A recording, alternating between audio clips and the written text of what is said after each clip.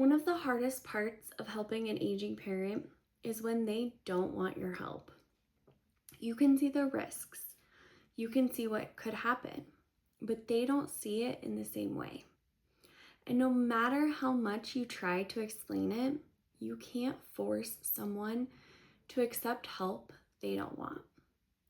If you're helping an aging parent and trying to figure out what to do next, you're not alone.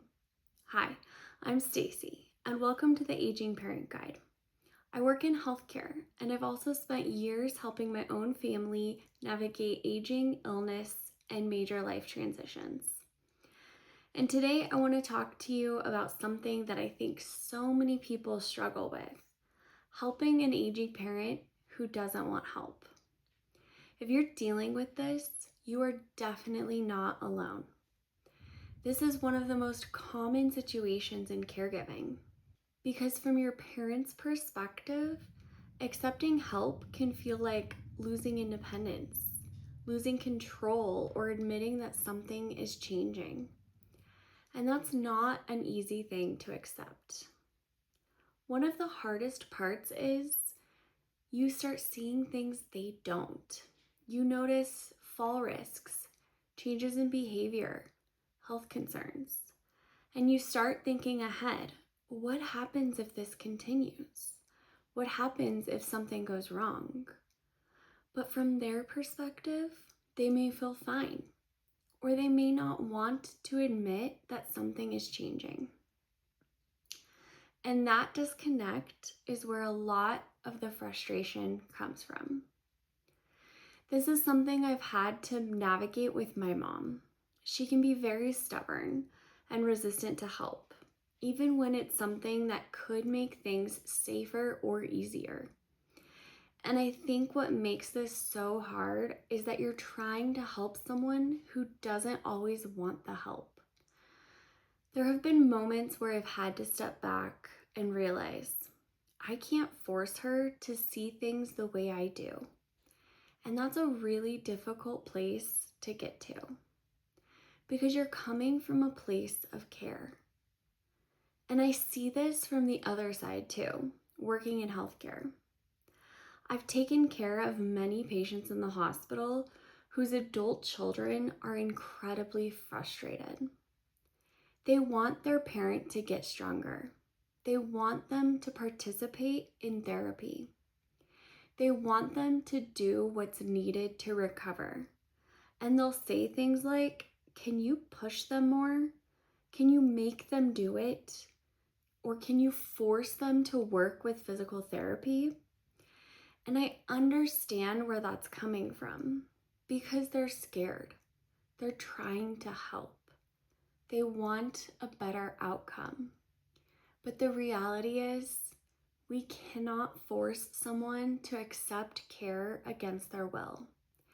Patients have the right to decline care, even if we don't agree with it, even if we know it could help them. And not only that, we're also not going to put ourselves in a situation where we could get hurt trying to help someone who is resisting or fighting, because that happens too. And I think this is really important for people to understand. Even in a hospital setting with doctors, nurses, therapists, we cannot make someone participate if they don't want to. And that's the same reality at home. You can encourage, you can explain, you can try to support them, but you cannot force it. And this is where I had to learn something really important. I can't care more than they care. That's become my mantra. I can't care more than you care. And I've had to apply that with my mom too.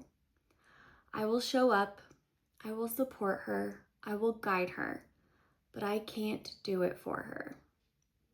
When a parent resists help, it's usually not just about the help itself.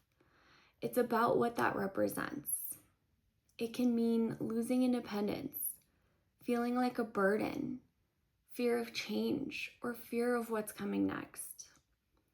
So when they push back, it's often coming from fear, not just stubbornness. So, what can you actually do in this situation?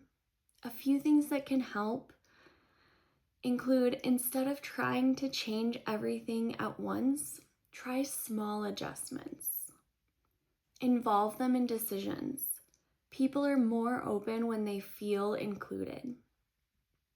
Pick your battles. Not everything needs to be a fight. Sometimes bringing in a third party so they can hear it from a doctor or a therapist can make a difference.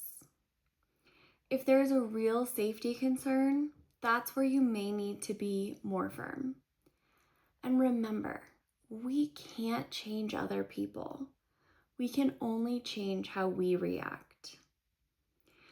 This situation can be incredibly frustrating because you're trying to help and it feels like you're being pushed away. There's a lot of frustration, guilt, and sometimes even resentment, and that's normal. This is where boundaries become really important. You can care deeply about your parent and still recognize your limits, because you can't do everything and you can't carry it all. If you're helping a parent who doesn't want help, you're not alone. This is one of the hardest parts of caregiving, and it doesn't have a perfect solution. But understanding what's in your control and what isn't can make this a little easier to navigate. If you're going through this, I'd really love to hear from you in the comments, because I think a lot of people are dealing with this and don't talk about it. And if you want more guidance on what to do next, I've created videos on safety, assisted living, and family dynamics to help you take the next step. In my next video, I'll be discussing how to actually create boundaries. So consider subscribing so you don't miss it. I'll see you in the next video.